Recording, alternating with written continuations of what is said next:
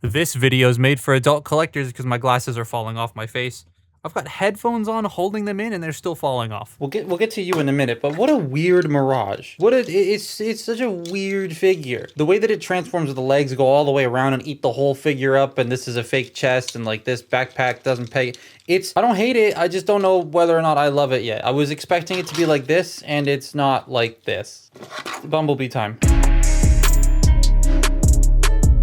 This to me is like a Widow situation where the initial impressions online were not favorable, and then I got her in hand and she ended up being my deluxe of the year. And this is more or less the same story, honestly, though I don't know if it's my deluxe of the year because the year isn't done yet, but this is actually a lot of fun if you can get past the lack of paint. The saving grace for me on this is the engineering. It's so clever. This was bought at Robot Kingdom. Here's the box, not sponsored. I tried to get an original Age of Extinction B to compare to this, but I was unable to find one at the time. But this is way more accurate than that older one. And I honestly think this is a nicer figure. The old one had weird ratcheted hips, the really high up thighs, inaccurate shoulders, the backpack, the weird proportions, and the wrong cannon. This one corrects all of those mistakes. It tries to get the shoulder pads to be more accurate, but it still kind of gets stuck with bumpers up there, though this time it looks a bit more screen accurate because of their orientation. And even if I fade in and out the CGI model here, it's not that bad. The legs are a bit chunky, yes, and that's a bit of a pain when it comes to trying to get him to look dynamic, but the entire friggin' car is in his legs. You'll see that later. It's insane. And that's what makes me like this thing a lot, how ingenious it is.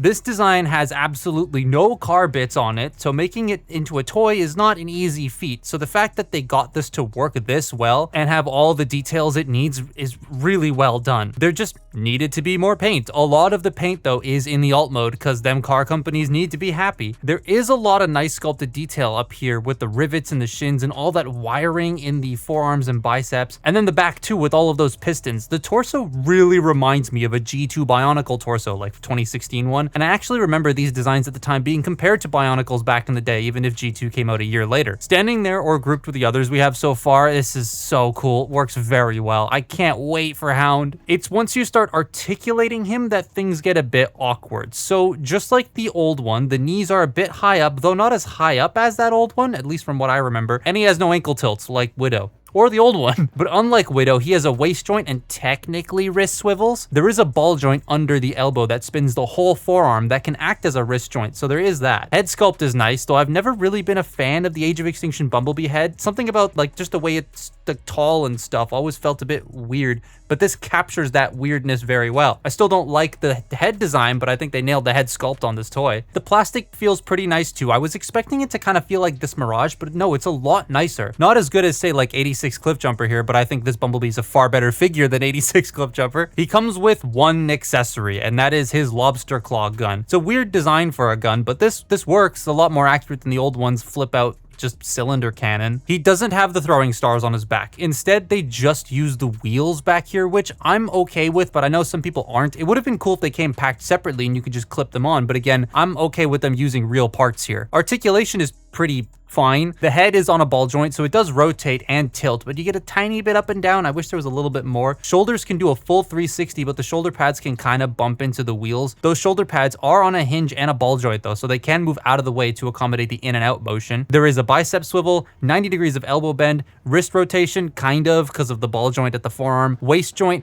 hips are on ball joints, so they can go forward pretty far. They can go back and in and out. Thigh rotation, single jointed knees, and then nothing at the feet. The lack of ankle tilt is a little frustrating, yes, but once you see how this works, it's so cool. I don't fully forgive it, but I forgive it enough. There is clear plastic in the lower legs. And honestly, I don't have that much of an issue with it, seeing how thick the pieces are. It's thicker than that clear prime that just came out, so I'm not as worried, but I would still be careful with it. So when this first started coming out in China and a couple other places in Asia, because it came out very early over there, people were talking about the leg transformation, how interesting and how cool it was. And all my friends were trying to tell me about it, and I kept having to tell them, no, I want to be surprised when I get it. So now that I have it, when I first transformed this thing, it was kind of hard because the instructions don't do a very good job at showing you how the order of operations works, but once you figure it out, oh, it's so cool. It kind of works like this, where like a lot of the car is hidden in the legs, but instead of it being a lot of the car that's hidden in the legs, pretty much all of the car is in the legs. That's why they're a little bit on the chunkier side than like Widow's, see? Because it's only the roof that's in here, but this is the whole top, side, and front end minus the bumper. So it's very clever in how all of this squeezes in here.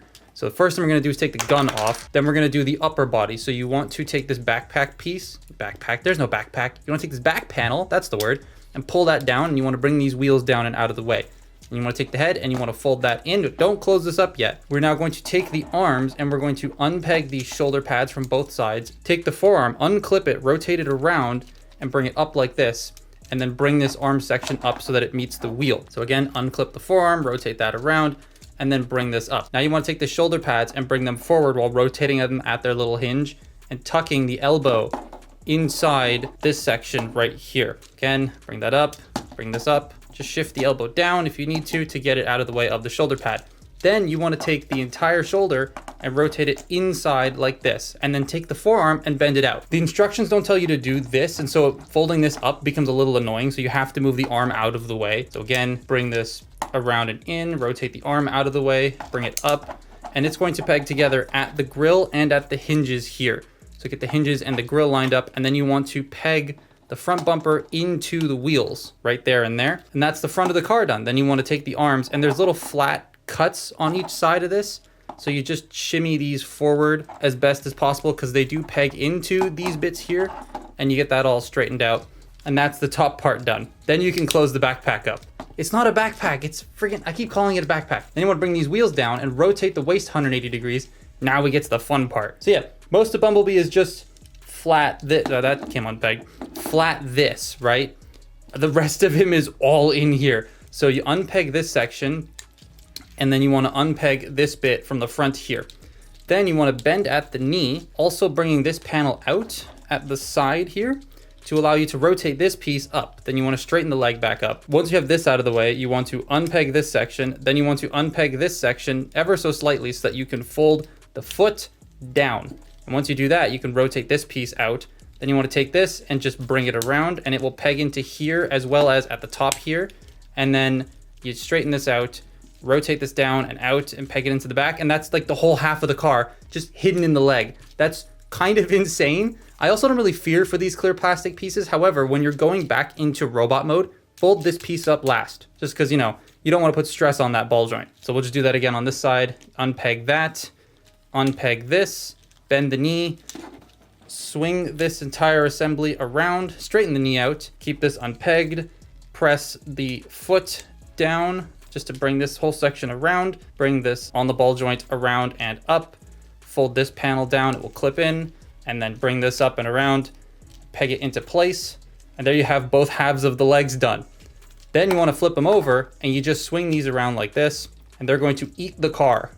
Just eat the whole thing, the whole plate. So you bring this around, you want to peg it in, it's going to peg into several spots on the top of the car as well as at the back. Then you bring this forward and get it all squeezed together at the front here. Then you bring these wheels up, and they're going to peg into what were the shins on either side. Just make sure it's all squeezed together. And there you have Camaro. I love that transformation. Doing the legs is so cool. It's a little fiddly, but like it's very cool how it just sort of thunk over the whole thing. Like all of this is leg. That's nuts.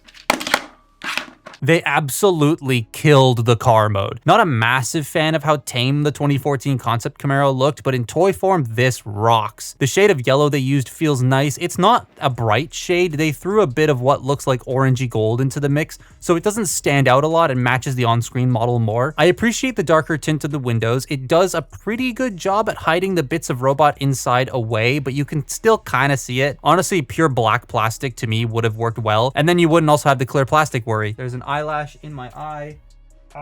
Back to the deco, they painted the stripes, the headlights, the eyeliner in the headlights, the grille, the stripe down the bottom, the spoiler, the taillights, and the rims. That is a lot of deco on this car. I can see why the robot doesn't have that much paint. Gotta keep GM happy, eh? The weapon stores on the back end looks like a doofus. It is a solid alt mode though. Sometimes I do find that if you don't have the arms perfectly lined up inside, it pushes the front bumper section forward a bit. I love the slats on the hood and the sculpted Autobot symbols on the side. They nailed the look of this car. They did a pretty bang up job with the robot, but the car it just rocks. The articulation is fine, it could use some work, but that transformation, just like Widow, it's become my desk fidget toy. It's so cool, so long as you don't rush through it, that is. The way it collapses and compresses into the legs really reminds me of transforming Age of Extinction Prime, Galvatron, or Hot Rod. Honestly, a lot of the post Dark of the Moon modern figures we've been getting have been hits to me. Crosshairs, though, has a lot of like weird issues with that design because it's so hard to just get the trench coat to work. I know they're making a new one so we can ride Scorn, so I'm looking forward to seeing what that looks like, but I would definitely recommend this. It's so far my favorite figure of this whole wave, although I don't have Cyclonus or Optimus yet, but Bumblebee's very cool. And that's been my look at Age of Extinction Studio Series Bumblebee. Follow me on Twitter and Instagram, and I'll see you next time. Bye-bye.